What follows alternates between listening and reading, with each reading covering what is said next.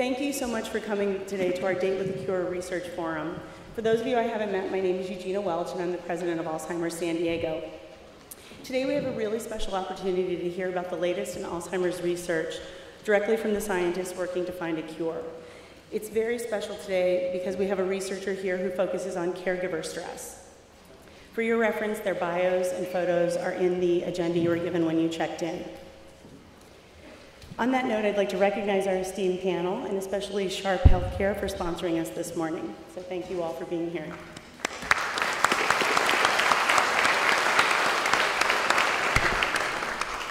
Before I introduce our moderator, I want to tell you a little bit about our organization. Alzheimer's San Diego is a local organization. That means 100% of dollars raised in San Diego stay here in San Diego to help people in our own county suffering with this disease. You saw the statistics on the screen before I got up here today. Last year at this time, we had 65,000 people in San Diego County diagnosed with Alzheimer's or related dementia. This year, that number is upwards of 84,000. You can see this is truly a local crisis. My goal at Alzheimer's San Diego is for our organization to become obsolete because we found a cure. But until that day comes, it's an honor and a privilege to be able to serve the community and support local families dealing with this terrible disease. Alzheimer's San Diego offers a wide variety of free services for everyone in the county. That could be education classes, helping to deal with caregiver skills.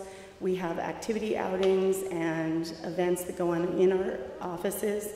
We also have our dementia care specialists who you can call at any time and get specialized individual support and a roadmap to be able to care for your loved one. So please don't hesitate to reach out to us. We're here to help you, and if you don't know what you need, call us and we'll help you figure that out too. We also hope to see you all at our Balboa Park Walk, which is on October 20th. It's our Walk for Owls. It's really a wonderful event. We usually have about 3,000 people there. It's a day for people with dementia, their families, caregivers to come together and really just celebrate being together and working to find a cure. So, and now it is my great pleasure to introduce a familiar face to our community, today's moderator, Ann State. You've watched Ann for years on ABC 10, and she currently works for another wonderful local nonprofit, Life Sharing. So like all of us here today, Ann has been touched by Alzheimer's disease in her family. So please help me welcome Ann.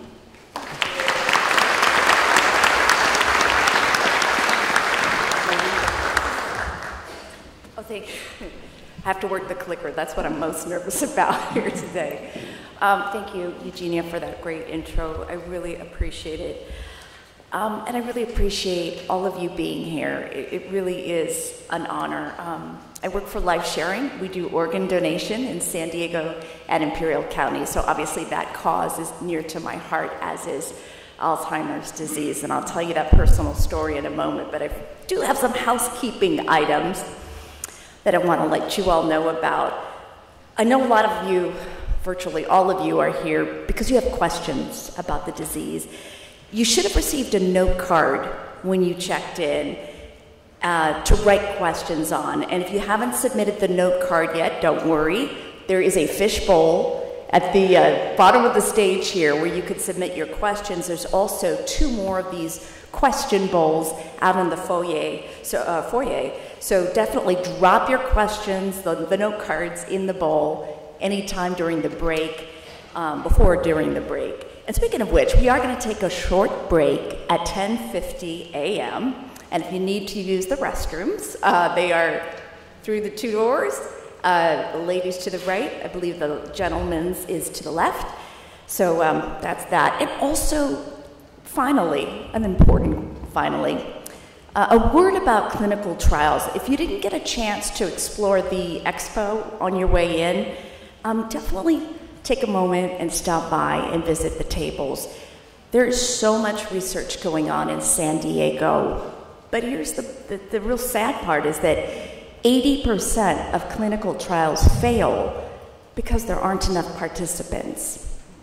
And we can't find a cure without you. So please stop by, visit the booths, and it's sunny outside too. So it's a nice excuse to get out. All right, as Eugenia said, this cause is close to my heart. Let's see if I can do that. That's my mom, Patty State.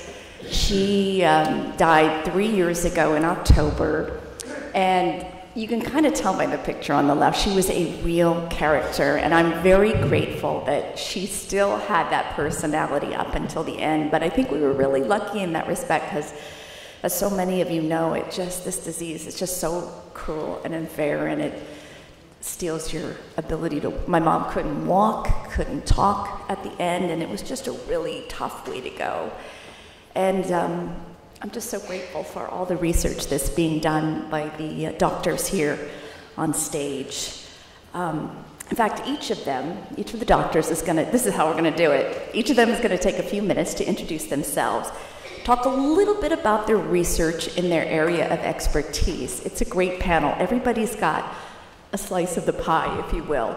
And oddly enough, half of the panel is named Michael. But that's where the similarities end.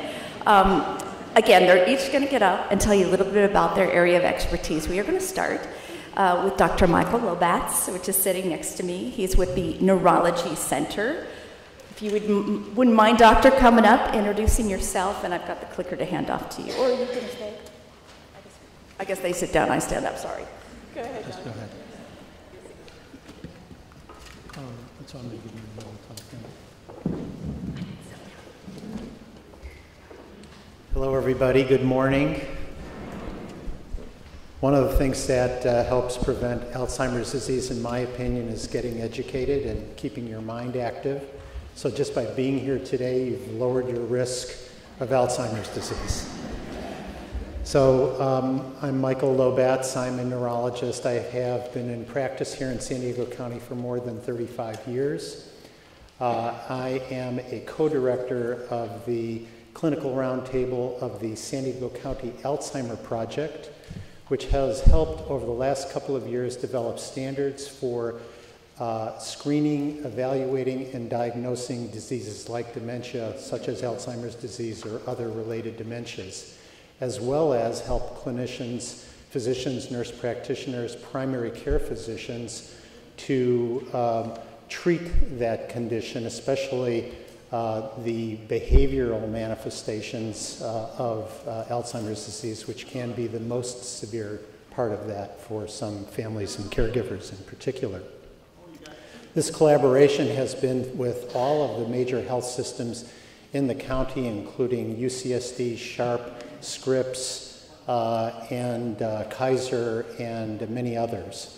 And it was a collaborative effort that led to what you'll see is some very simple guidelines for physicians to follow.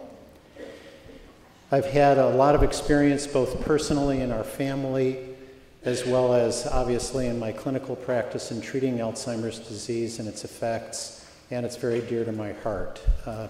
So with that, let me, there you go, talk a little bit about the types of dementia.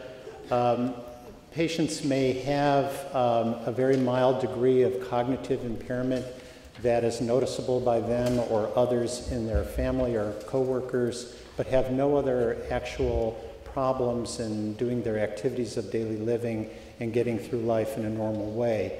We would refer to this as mild cognitive impairment. That is potentially a risk factor for the development of other kind of dementia as time goes on, but not everybody with mild cognitive impairment will develop dementia. So it's an area of interest, keen interest by researchers. Secondly, the most common kind of dementia, and by the way, just for everybody's knowledge, dementia is like fruit, and Alzheimer's disease would be like an apple towards that category of fruit, of dementia. So Alzheimer is a type of dementia, but it's the most common form, about 60 to 80% of cases. There's other forms of dementia which are less common but still out there. Neurologists and geriatric psychiatrists and others know how to diagnose this and what to look for. There's one called dementia with Lewy body, which has got Parkinson-like features to it, as well as often vivid hallucinations. There is a condition called frontotemporal dementia, which is about 9% of cases or so, where there's very significant behavioral manifestations. actually sometimes much more even than the cognitive. And then finally, vascular dementia, which is about 10% of cases, which is part of aging with development of vascular disease, heart disease, stroke, and so forth. And not infrequently, since the primary risk factor for Alzheimer's disease is age, is vascular disease concomitant with that and comes with it, and people can have actually both types.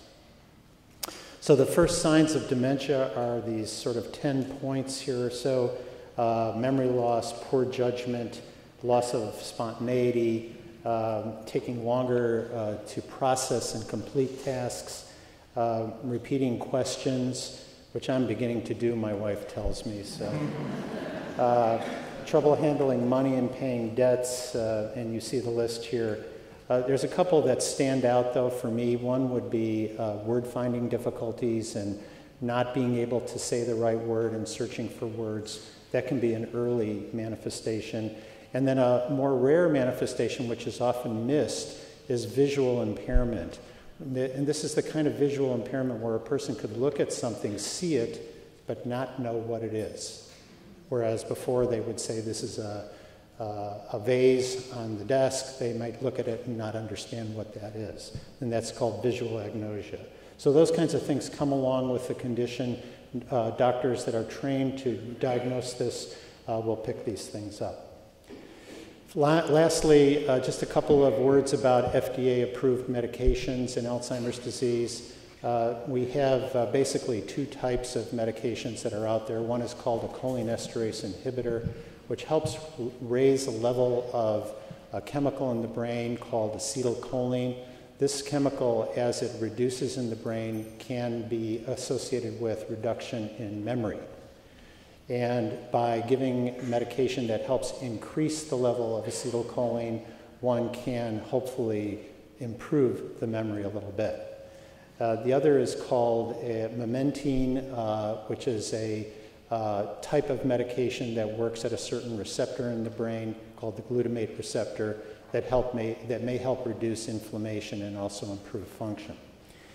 These medications are FDA approved. They have shown a little bit of efficacy in improving some of the symptoms, perhaps, of memory impairment. They only have mild effects, and they do nothing to change the course of the disease. And they will not do anything to slow it down, essentially, or to stop it. So there's clearly a need for more medications that you'll hear about that are being researched on at this point in time. And then lastly, I want to come to just how doctors we think should be evaluating patients. Just during a normal physical examination, if you're in the age of, let's say, 50 or 55 or older, your physician could do a 3-minute screening examination that would tell them and you whether or not there is some mild cognitive change present. It's called the mini-cog. This is a somewhat complicated slide that talks about that screening visit where a history is taken, the mini-cog is done, we talk to maybe a caregiver or others. Informants are very important here because when a person comes into my office and says, "Doc, I think I have Alzheimer's disease," they almost never have it. Okay? When they come in and they say, "I think I'm perfectly fine," and the spouse is sitting next to them and looking up at the ceiling, I know that there's a major problem. So informants are very important. And if you pass through that screening test, you can be reassured, maybe retested in 6 months or so.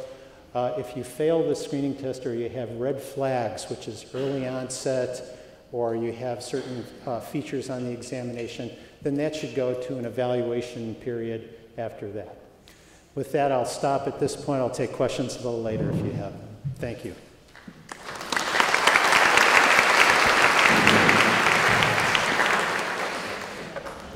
Thank you so much, Dr. Lobatz. I love all the collaboration here in San Diego County. And next up, we want to hear from Dr. Michael Jackson, who's with Sanford, Burnham, Prebys Medical Discovery Institute to talk about his research.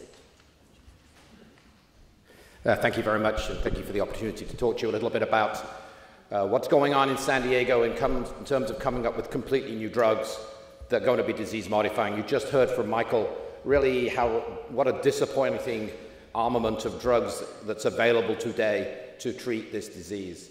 And researchers around the world are trying to tackle this problem. So make no mistake about it, there's a lot of effort going at this.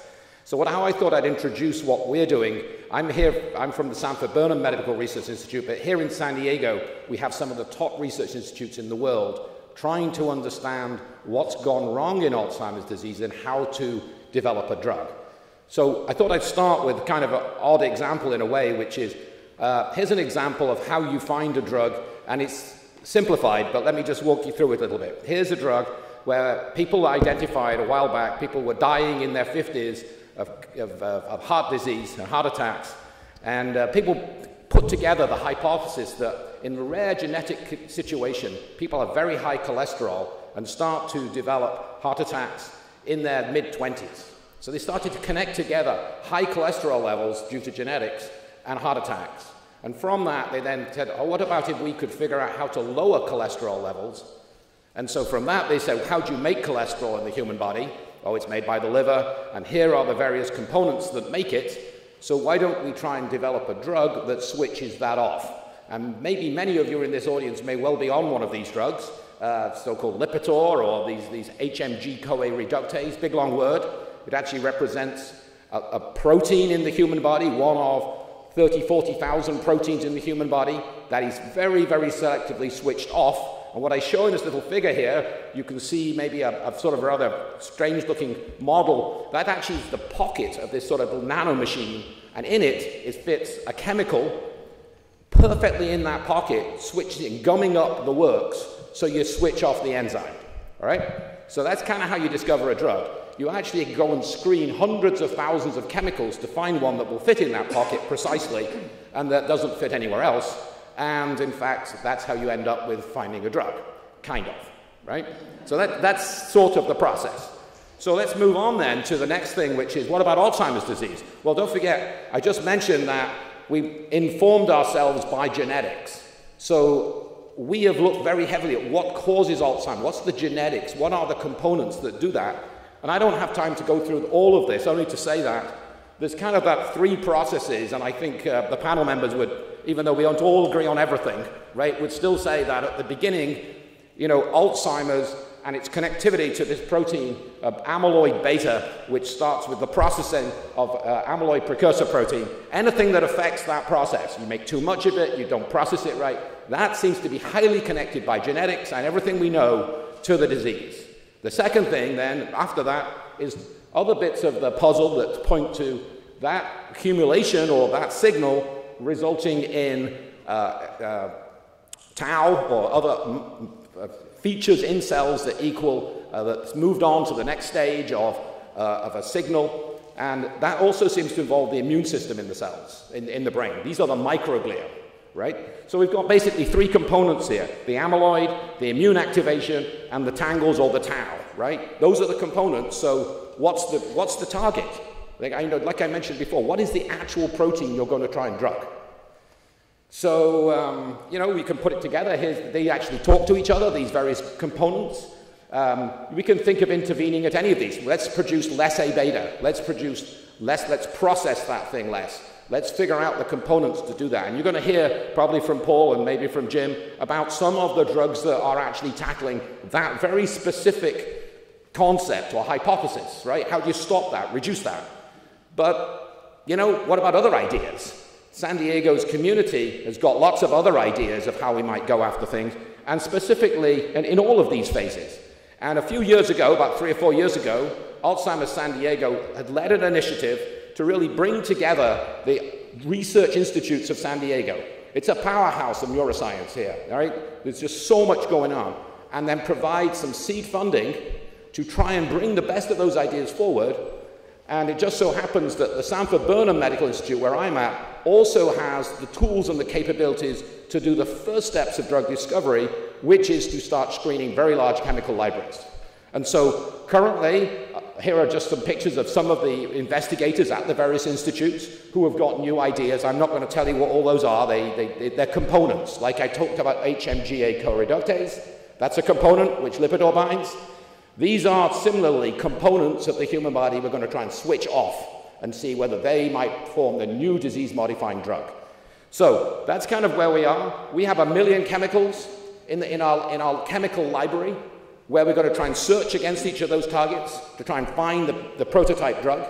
That's a lot of work, by the way, right? To do 1 million experiments against each of those. So fortunately, we have large robots to help us do that, and we miniaturize everything to tiny, tiny experiments so that we can screen millions of compounds to try and find the beginnings of a drug.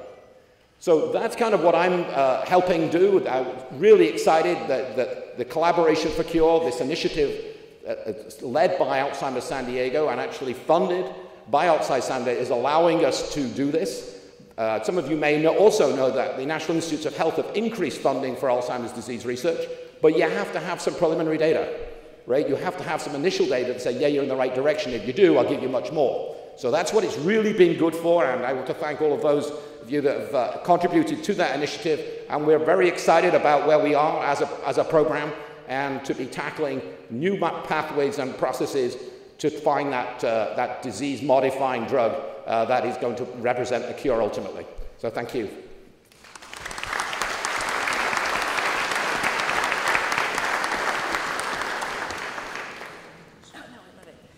Thank you so much, Dr. Jackson. I've been to Sanford, Burnham, Prebys Medical Discovery Institute. They do have these giant robots, and it really is something to see.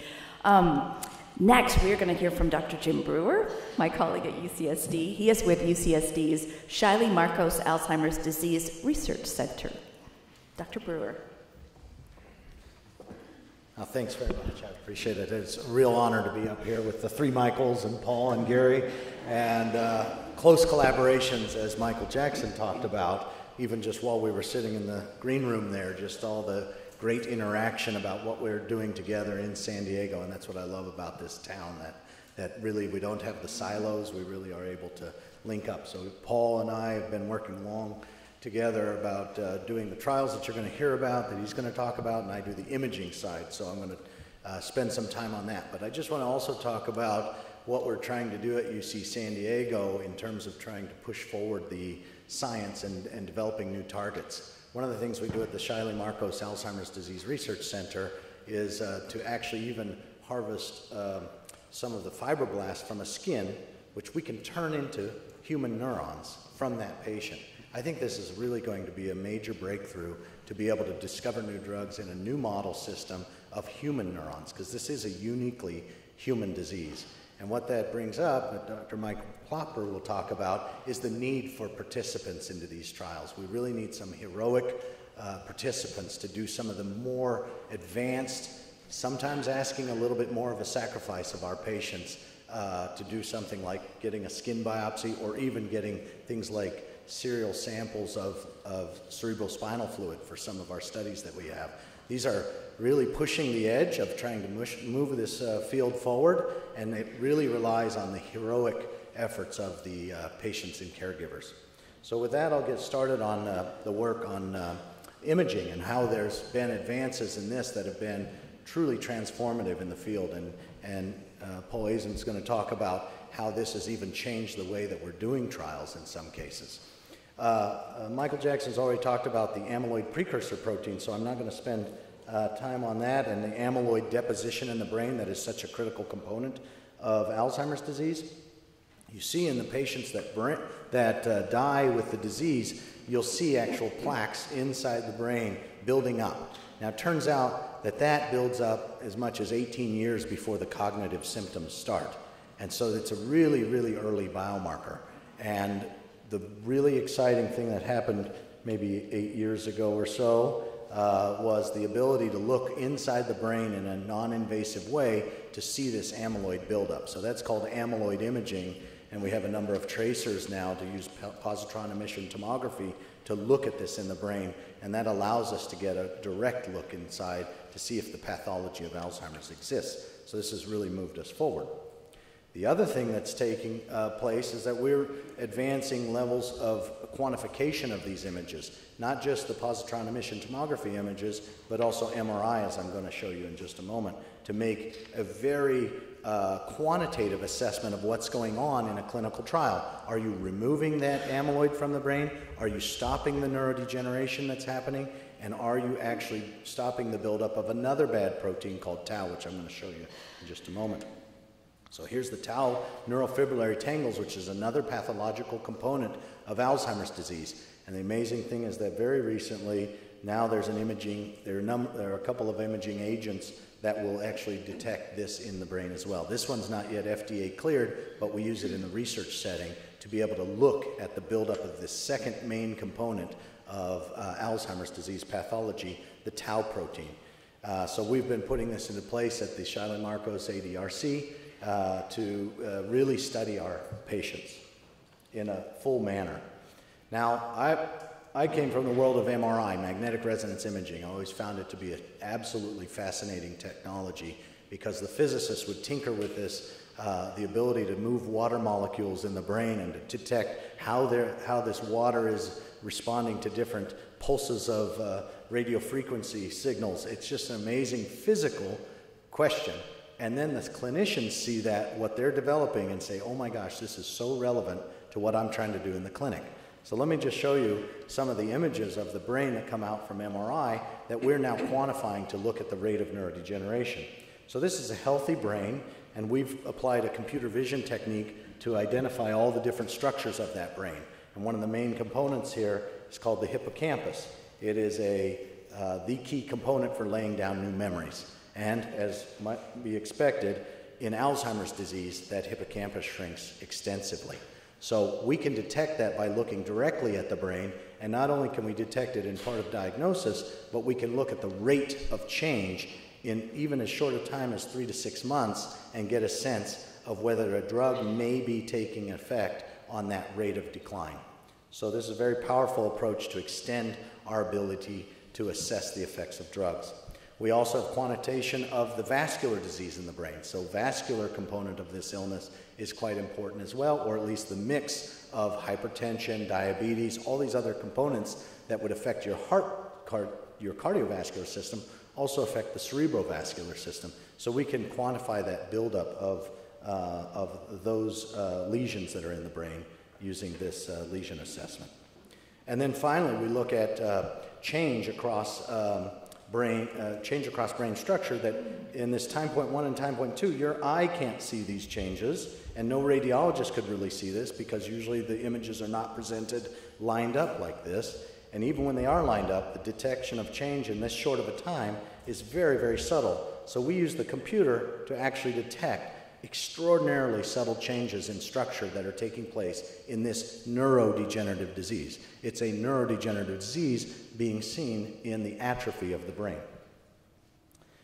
Finally, we do functional tests, including one study at UCSD that I direct to look at the electrophysiological response of the brain to memory signals. So we're just trying to interrogate the brain in as many ways as possible. So we at the Shiley Marcos ADRC are trying to what we call phenotype these patients that are coming into our studies in as many ways as possible. I don't have enough time to talk about the really exciting genetic characterization techniques that we've done, and I believe Jamie Tyrone is here that's very much leading some of the efforts on counseling individuals that would get genetic testing, a whole nother topic for another time. But in research, it's a very valuable tool for us. It's almost like we're objectively assessing your family history going back thousands of years, rather than asking you, did your uncle have it, did your father have it? We're just directly assessing it. Finally, so we look at cognitive testing, amyloid imaging, tau imaging, neurodegeneration, vascular, and genetic assessment. So, and finally, we bank the stem cells for future discovery of new techniques. And at the very end, this is part of the heroic thing that we do, or that you as patients and participants do, is you give us your brain at the end of life, and that helps us tremendously. That autopsy confirmation is a key component of our pushing this field forward. What I have here in this right side is also the retina, which is another topic that will be really exciting to explore. That's a direct visualization of tissue that is neural tissue that may have some signal there, and the vasculature there too as well. Lots of exciting things going on in imaging, and thank you for your participation and your attention.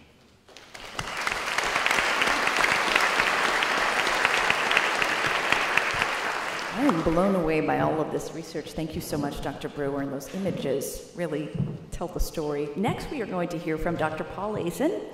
He is with USC's Alzheimer's Therapeutic Research Institute. Doctor. Thanks very much. It's a pleasure to be here, everybody. There is a great deal going on in drug development for Alzheimer's disease. So, as you heard from one of the Michaels, our current treatments are helpful, but not nearly helpful enough, and we have to move from symptomatic drugs to what we call disease-modifying drugs, drugs that prevent the disease or slow its progression. And the good news that I'm going to try to convey in 3 or 4 minutes is that we're making really good progress. I've started with this slide, which shows the traditional view of Alzheimer's disease that has been taught for about 100 years. This is the idea that Alzheimer's disease begins with dementia. And you heard from Michael that dementia is cognitive impairment severe enough to interfere with the daily activities of living. And Alzheimer's disease is the most common dementia, but we said that Alzheimer's starts when dementia starts. Although we could never be sure that it was Alzheimer's as opposed to one of the other dementias that Michael mentioned. So we would always say this diagnosis is probable Alzheimer's disease. So the disease starts with dementia. And that concept of the disease has changed completely. And as Jim has been saying, imaging has really helped us change this concept. And I've highlighted 2 of the imaging procedures that Jim mentioned. Amyloid imaging, that's shown in the column on the left, and tau imaging, and that's shown on the column on the right. And these are forms of molecular PET imaging, and it means that we can actually measure not the brain structure, but the chemical composition of what's gone wrong in the brain. And we can see the 2 abnormalities of Alzheimer's disease, the plaques, that's amyloid, shown in the images on the left, and the tangles made up of abnormal tau, shown on the images on the right. So whereas in the past we had to only examine brain tissue at autopsy to know for sure that Alzheimer's was even present, now we can be quite sure with imaging that Alzheimer's is present, and we can track its progression using this imaging. It has changed everything, particularly in the area of drug development.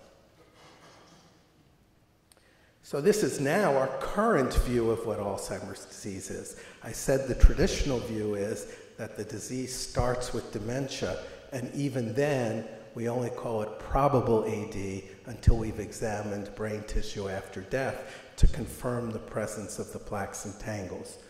Now, we view dementia, as you can see on the bottom, on the x-axis of that graph. Dementia is the very end stage of the process. The disease actually begins decades before the onset of dementia. And we know this because we see the amyloid accumulating, and that's shown in the first red curve on this graph. Amyloid accumulates decades before the onset of dementia. So our clinical stages do not begin with dementia, or even the mild cognitive impairment stage that comes before dementia. We can now define Alzheimer's as starting years before any symptoms among people who are cognitively and clinically entirely normal. We find Alzheimer's disease using amyloid PET scans, because amyloid is what happens first. The tangle pathology happens gradually after the amyloid pathology, and that leads eventually to the symptoms and loss of function and dementia, and the syndrome of dementia. So this is our new concept of Alzheimer's disease, a continuum that begins decades before the onset of dementia. So why did I say this is particularly important for drug development? Well, we think that the beginning of the disease is the accumulation of amyloid, and that's consistent with all the genetic findings that another Michael mentioned. And this amyloid accumulation starts the process, and actually we think the disease is pretty straightforward at this stage. It's just amyloid accumulating. It's later that we start to see everything else go wrong. The tangle spread, the microglial inflammation, the atrophy, neurodegeneration, loss of synapses. This comes downstream. It begins with amyloid. And if we're going to control the disease or prevent the disease, which we are going to do, we should focus on the early stage before there's irreversible brain damage causing symptoms. When it's just amyloid, we should get rid of the amyloid. And that's what we're working on now. So here again is a cartoon of amyloid, and what you see is the amyloid precursor protein, which in this cartoon is shown as a multicolored snake-like object extending from the inside of a cell all the way outside. And within that precursor protein, there's the amyloid fragment shown here in yellow. And we now know all the ways to attack amyloid. We can attack the enzymes shown as little clippers that release amyloid from the parent molecule, or we can attack the amyloid piece itself once it's been released, or we can attack the aggregates that occur after that. As the amyloid is very sticky, it starts to stick together into aggregates and eventually form the plaques that deposit in the tissue. And we now have extremely promising therapies developed in laboratories that attack each of these steps in the accumulation of amyloid in brain. We have terrific therapeutics, and now we know how to introduce them at the right stage of disease. So we are going to take the slide's not quite showing everything, but we're going to take those therapeutics that attack the enzymes that release amyloid, or the antibodies that attack the single amyloid molecule, or antibodies that attack aggregates or plaques, and we're going to apply them to people who are cognitively normal. We're now recruiting people who are cognitively normal. We can identify those who are cognitively normal who have early Alzheimer's using an amyloid PET scan. The bad news is that we find that a full 1/3 of people over the age of 65 have amyloid accumulation in brain, and eventually they will develop symptoms of Alzheimer's disease. It is an extremely prevalent disorder, but we're now identifying those people using various tools to assess risk, testing them with amyloid PET scans, and if the PET scans show amyloid accumulation, we invite them to participate in clinical trials of antibodies and enzyme inhibitors that attack the amyloid. We now have 4 different antibodies that can take an individual with amyloid elevation shown on a PET scan and remove the amyloid so that the PET scan becomes normal. And we believe that if we normalize amyloid before symptoms start, before neurodegeneration, we've eliminated this disease. I think that's coming. We have trials that have started and trials that will be starting in the next couple of years, and the coming years are going to change everything. Thank you.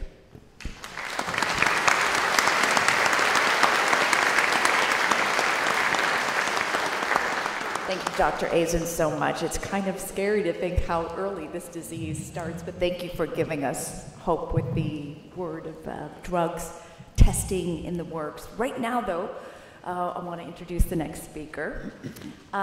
Joining us right now is Dr. Michael Plopper. He's with Sharp Behavioral Health Services and Sharp's Clinical Research Center, here to talk about his area of expertise. Doctor. Thank you, Ann. I'm here to talk about clinical trials and the conduct of clinical trials My name is Mike Plopper. I'm a geriatric psychiatrist and been doing Alzheimer's research for about 20 years at Sharp Mesa Vista Hospital, looking at a variety of compounds over those years. I may be the only one who doesn't know how to advance this. I succeeded. I wanted to start by talking about a couple of myths about clinical trials, which we hope don't keep people from participating due to misconceptions about clinical trials. One of which is that there are plenty of volunteers, so I'm not needed. What's really gratifying is to see the number of people who turned out today for this event, and to really understand what's involved in looking for a cure for Alzheimer's disease and potentially participating in that. And we hope that there are a number of folks in the audience who really have that desire. So we anticipate that that's true. But the key to success of clinical trials is an adequate number of motivated, well-qualified subjects for those trials. And it's incredibly important for you as individuals to participate, help us, partner with us, and help us find a cure. Another myth that sometimes people have is that there's no point if I don't get the study drug. We are required by the FDA for registration trials of new medications to have a placebo arm in trials. And so almost always there will be the possibility that you would receive a placebo while participating. There are a number of reasons why, were that to be true, you still could derive a significant benefit, and I'll mention some of those reasons. Not so much in terms of what the actual medication, obviously, but other benefits from participation. Another misconception is trials take too much time and effort. Well, there is a significant contribution of time and effort on your part. It's necessary. But within that, I think that you find a good experience. I think that you find that you are helping to advance our understanding of the disorder, as well as deriving a number of benefits. But it does take time and effort, not only from you as a participant, but also from your study partner, who's almost always required to work with us as well, or caregiver, loved one, who works with you, knows you well, and can help us as we go along the way. So almost always there's a requirement for a study partner, and that person has a significant contribution of time and effort as well. I don't have insurance, so I can't participate. These are completely outside the realm of insurance.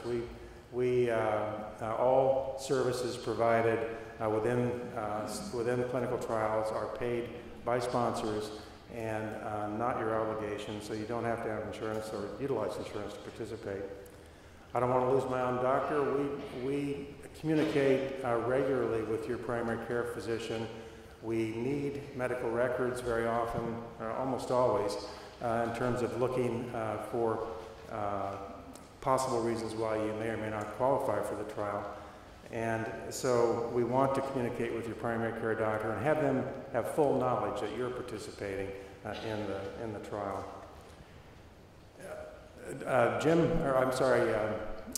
One of the Michaels mentioned that my doctor would have told me about it if there something like that. The knowledge base of physicians about clinical trials.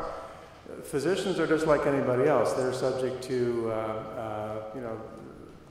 what they're exposed to, what they understand. Unless they seek it out themselves, they may not know about clinical trials. So it's important to avail yourself of opportunities through Alzheimer's San Diego to go to the various booths out here and find out about specific trials that are going on. But physicians themselves oftentimes don't really know specifically what trials you might be eligible for.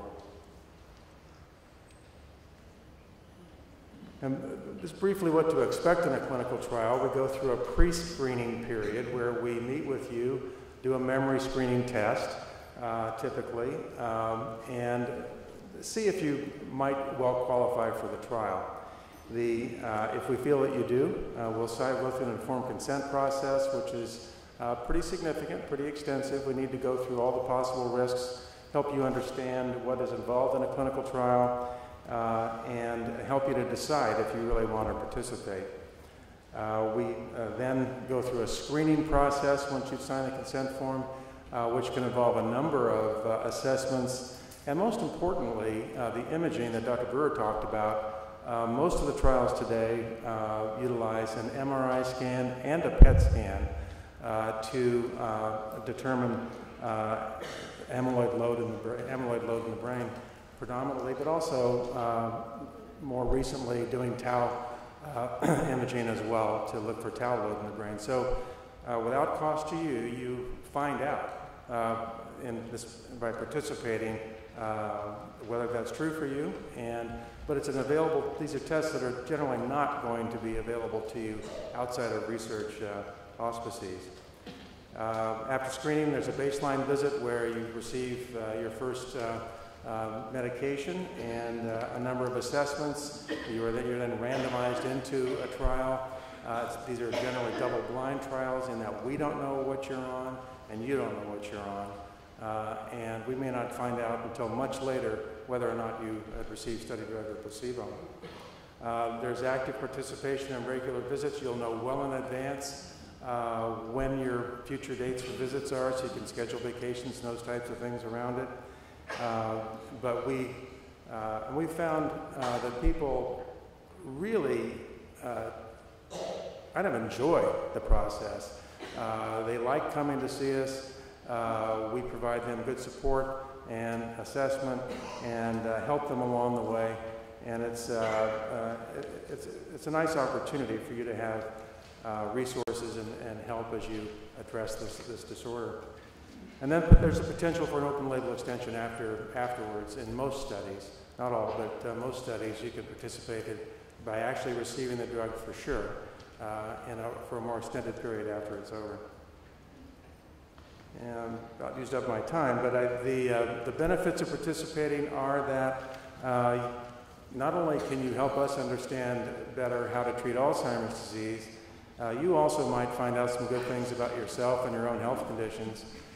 We've found a number of other types of disorders along the way that require intervention.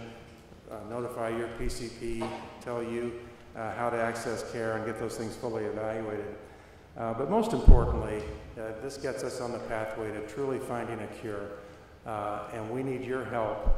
And again, it's very gratifying to see such a great turnout. And we hope that a number of you volunteer for studies. Thank you.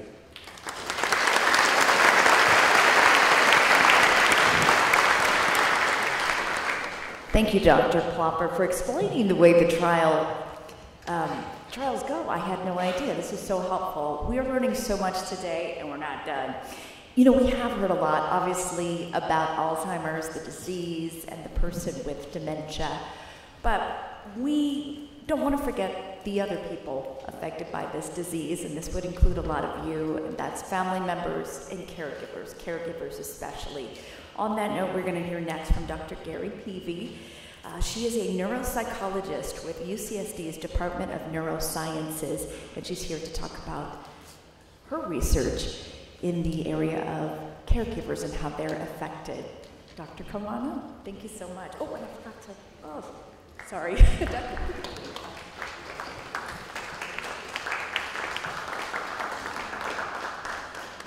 I'm also glad to see so many people here. The interest in this disease is so important and for many reasons, so it's gratifying to see you. So I'm a neuropsychologist, and my primary focus is in understanding cognitive changes in Alzheimer's disease, but more specifically, the effects of chronic stress on cognition. So reasons for stress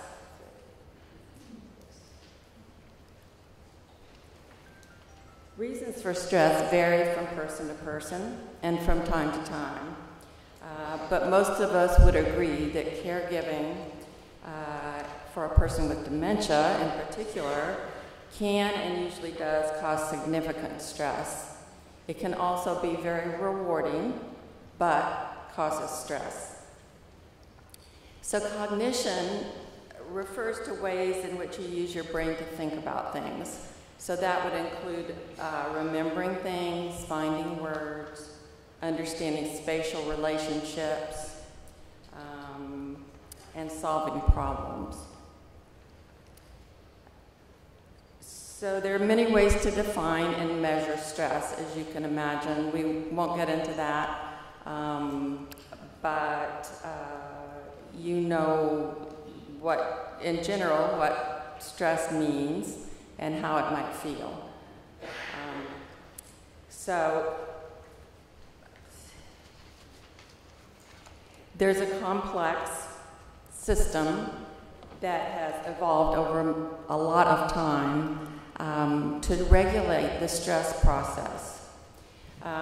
This is developed for survival purposes, and that works pretty well for acute stress, as you might imagine, for things that have that are threatening or pose a danger, but do not last very long.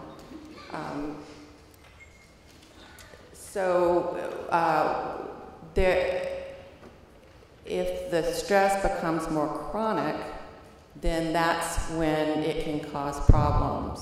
So there's studies to show that chronic stress causes memory problems, and that chronic stress causes problems in the hippocampus. So those things are consistent. And somebody else mentioned the hippocampus, very important brain structure in Alzheimer's disease.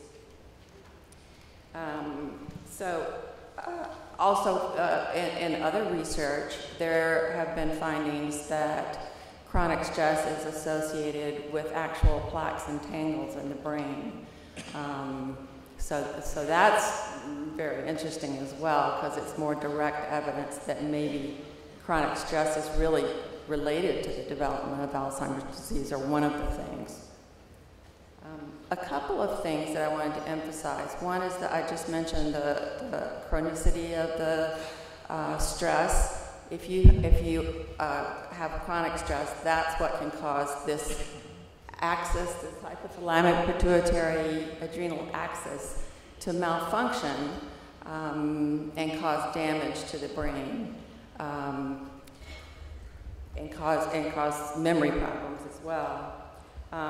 Also, another factor is that as we age, we become more vulnerable to the effects, the negative effects of chronic stress. So when you pair aging and chronic stress together, it can make us vulnerable to many things. So why do we study caregivers and caregiver stress?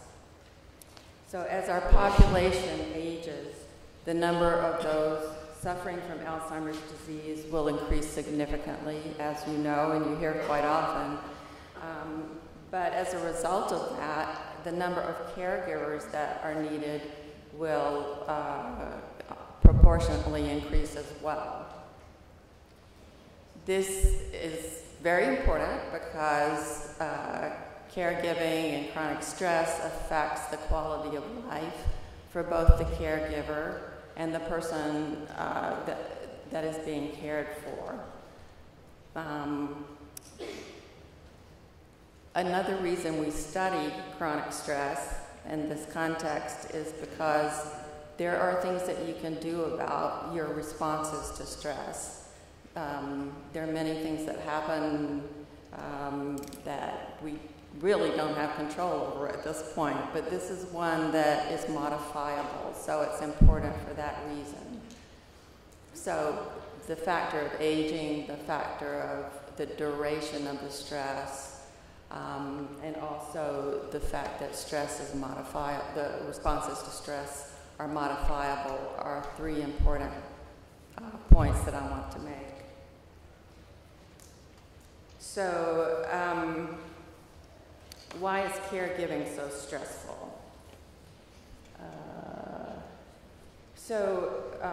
One factor is that caregivers are often on the older side, and we talked about being more vulnerable as we age to stress.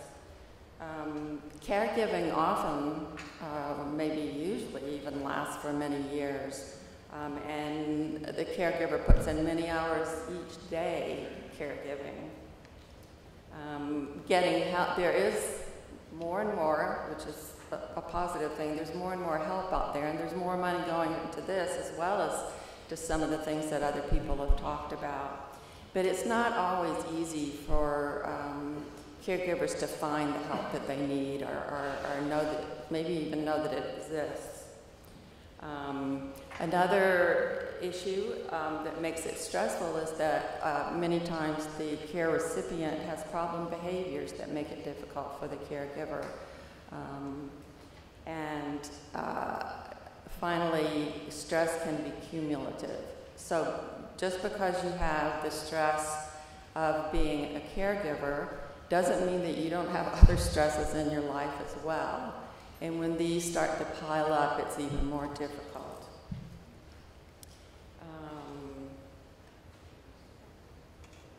So how does stress affect caregiver health and well-being? So we talked a little bit about the thinking and cognition. So memory stands out in particular as one of the things that often suffers from chronic stress. Physical health does, and you hear a lot about that and probably always have. For example, cardiovascular disease can be vulnerable to stress. One really important thing, also because this can be modifiable, is the difficulty finding time and energy for the caregiver to do things that will benefit their own health. So it's hard to find time to relax, to socialize, to exercise, to engage in pleasurable activities which might offset some of the anxiety and depression that a caregiver might be experiencing. Sleep is often a problem for multiple reasons. Getting proper nutrition takes time and effort. And one thing that I think gets overlooked a lot is that the caregiver often needs to grieve. The care recipient has, particularly with Alzheimer's disease or other dementias, these are considered at this point terminal illnesses, and not only are they experiencing loss each day as the person changes a little bit, but over time they can't expect the person to get better. So probably input to caregivers needs to be individualized in order to help them. But there are things at this point that people can do. So education, somebody mentioned, is important. If you learn about Alzheimer's disease and maybe know a little bit more what to expect, then it might be a little bit easier. You can learn strategies to make caregiving easier, and there may be some programs of caregiver training even. There are also, and I should emphasize, strategies to reduce stress. Obvious example of relaxation exercises or meditation, but there are many things that come under that category. There are caregiver groups, now quite a few, and a place like Alzheimer's San Diego can really give you a lot of information about that, as well as some of these other strategies. And finally, I feel hopeful about technology as time goes by. There are things that we can do now with smartphones and smart homes that can help us, but there's a fair amount of research that is going on in that way that I think that we will all welcome and might be able to, it might help to be able to keep our loved ones at home while we care for them. So attention to the needs of caregivers, I hope you agree, is very important. And hope that you will support efforts to really focus on that particular aspect of the consequences of Alzheimer's disease. Thank you.